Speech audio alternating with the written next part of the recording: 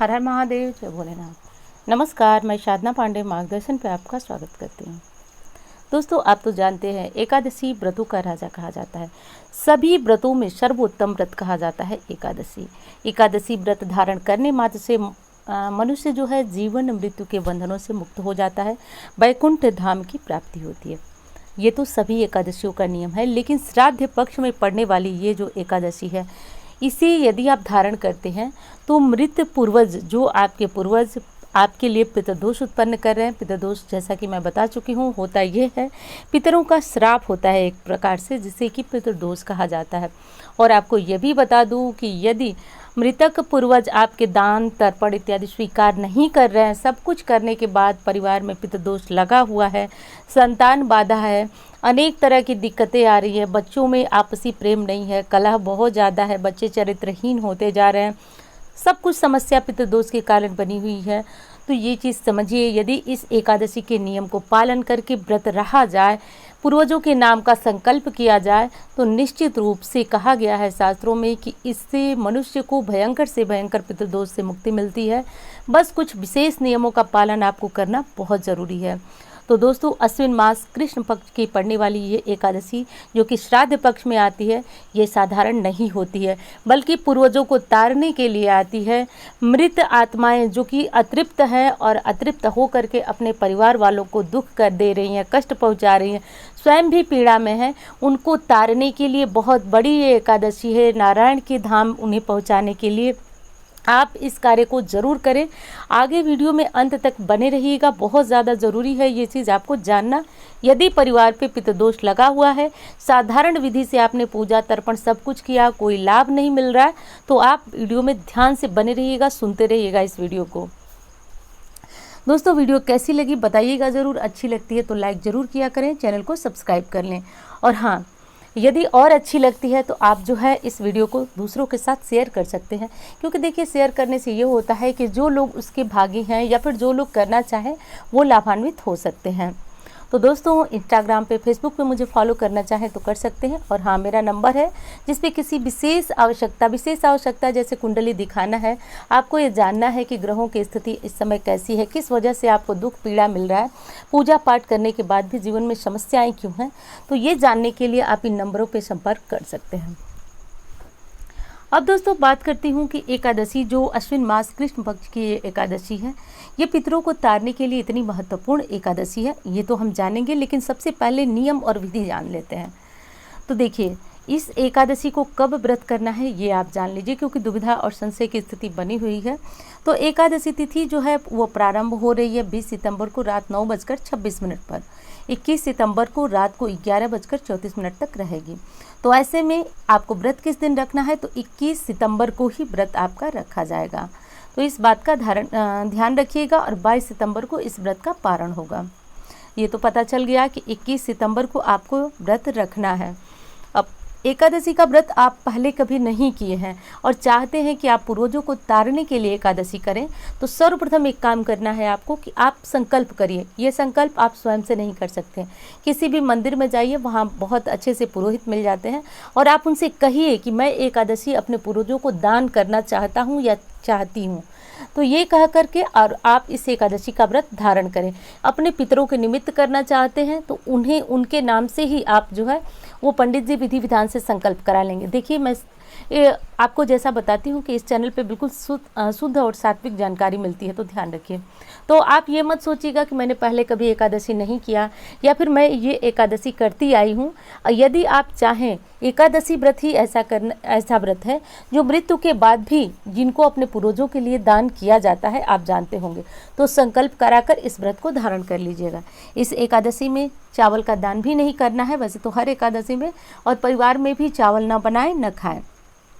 दूसरी चीज़ करना है कि आप विधि विधान से नारायण का पूजन करें। कुछ लोग आपको कहेंगे कि इस समय जो है श्राद्ध पक्ष चल रहा है तो नारायण का पूजन नहीं होगा। ऐसा कहीं शास्त्रों में बताया नहीं गया है, ये सिर्फ भ्रमित करने वाली बात है। कुछ लोग ये तर्क देते हैं कि एकादशी व्रत में यदि हम पूजा करते हैं तो पितरों को मिलता है, तो उसमें क्या दिक्कत है आपको? यदि पितरों को थोड़ा सा हमारा दान पुण्य मिल गया तो दिक्कत क्या है? बहुत अच्छी बात है, आप ये चीज़ करिए। नारायण के विधि विधान से पूजा कीजिए, पीले वस्त्र पहनाइए, पीले फूल चढ़ाइए और आज के दिन आपको नारायण के जितने ज़्यादा से ज़्यादा हो सके वो जप करना चाहिए।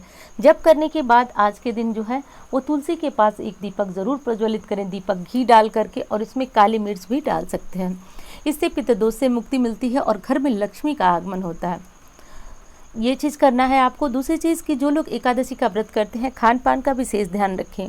नमक का त्याग किया जाता है, अन्न बिल्कुल भी नहीं खाया जाता है। चाय पानी जो भी चीज़ें आप खाना पीना चाहें, व्रत की फलाहारी चीज़ें वो खा लीजिएगा, नमक न खाइएगा। और एकादशी तिथि में एक दिन पूर्व से ब्रह्मचर्य का पालन करना होता है, यानी 10वीं तिथि से। 10वीं तिथि में रात का खाना बहुत देर से नहीं खाना है आपको।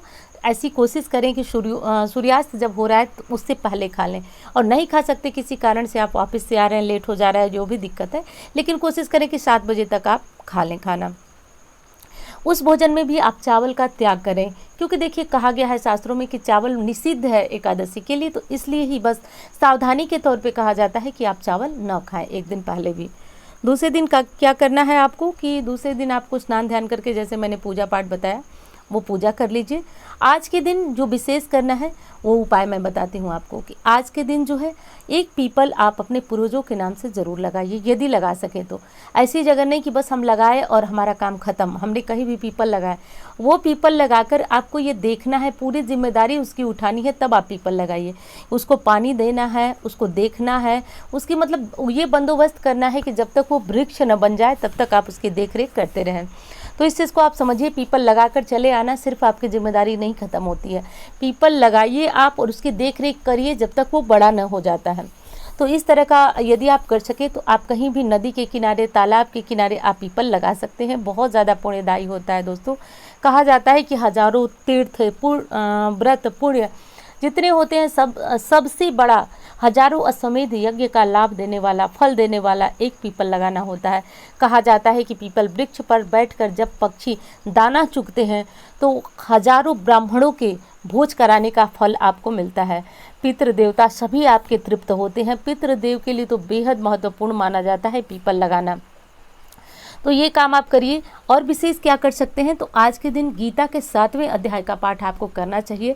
भगवान विष्णु जी के चरणों में बैठे आप, चाहे मंदिर में बैठ करके, चाहे घर में बैठ करके, शाम के समय गीता के सुबह के समय गीता के 7वें अध्याय का पाठ आपको जरूर करना है। ऐसा करने से पितरों को मोक्ष मिलता है और आपके जो ऊपर पितृदोष लगा हुआ है, जिसके कारण आपको दिक्कत हो रही है, उसमें आपको मुक्ति मिलती है। तो इस एकादशी को बहुत इच्छा न रखें, इस एकादशी को आप सौंप दें अपने पितरों के नाम।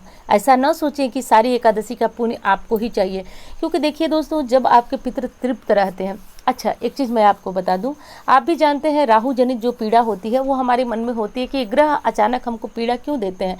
यहाँ तक कि छोटे बच्चे जिसने बहुत अपराध नहीं किया उसको भी ग्रह पीड़ा क्यों देते हैं।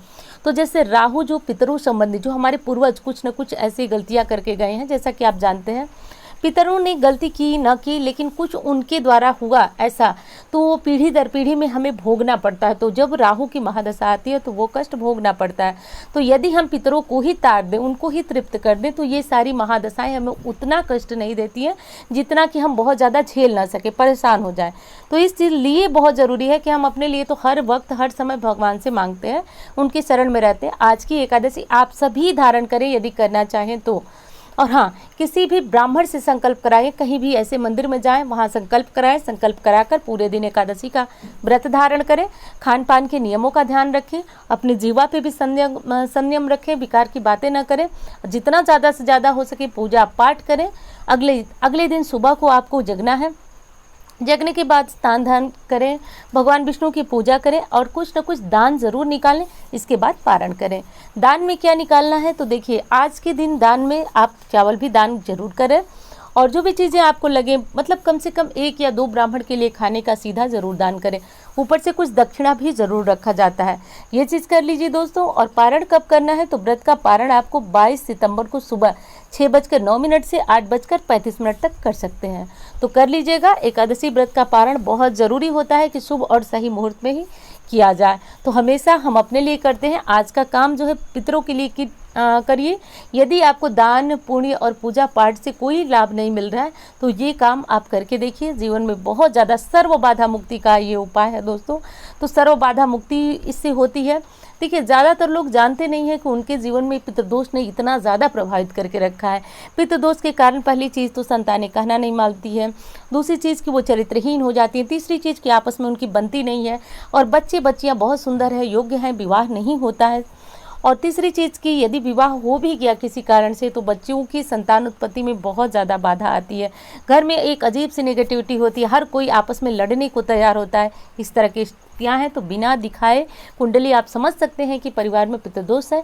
तुरंत और फ़ौरन उसका अगर हम इलाज करें तो बहुत ज़्यादा भुगतने से हम बच जाते हैं। तो दोस्तों, वीडियो कैसी लगी बताइएगा ज़रूर। और मेरा नंबर है, किस पे बहुत ज़रूरी कोई इन्फॉर्मेशन लेनी हो, जैसे कि कुंडली दिखाना हो, संपर्क कर सकते हैं। मिलती हूँ इसी तरह के वीडियो के साथ। धन्यवाद।